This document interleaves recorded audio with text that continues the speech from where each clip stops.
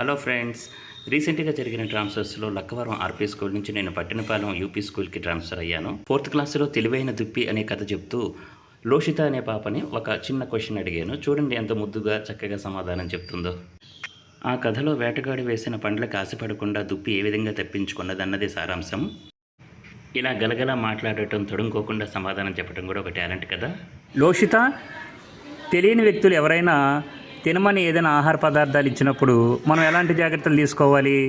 ముందు ఎవరైనా పుట్టినరోజు అని కేక్ ఇచ్చారనుకో, ముందు నాకు కేక్ ఇచ్చారు, థ్యాంక్ యూ అంకుల్ అని తీసుకుంటారు కదా, తీసుకొని తింటారు కదా, తినేటప్పుడు పడిపోతే వాళ్ళు దొంగలని పట్టుకుపోయి గుండు పీకేసి చంపేస్తారు.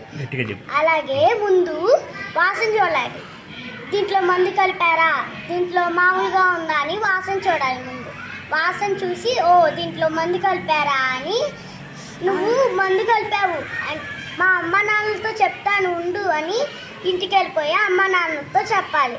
అలాగే ఒక అబ్బాయి ఒక పుట్టినరోజు అని కేక్ ఇచ్చాడంట.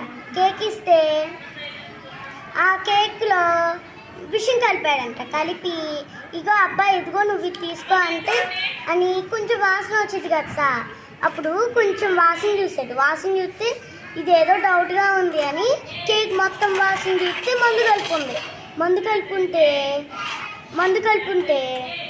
నాకు వద్దులే నువ్వే తిను అంటే ఈడు మర్చిపోయాడు, మందు కలిపానని మర్చిపోయి తినేస్తే ఆడే కళ్ళు పడిపోయాడు. అప్పుడు వాళ్ళ ఇంటికి వెళ్ళి అమ్మ నాన్న అదే ఒక అబ్బాయి నా పుట్టినరోజు అని విషయం కలిపిన కేక్ ఇస్తే నువ్వే తినని ఇచ్చేస్తే వాడు కళ్ళు తిరిగి రోడ్డు మీద పడిపోయాడు అని చెప్పాడంట.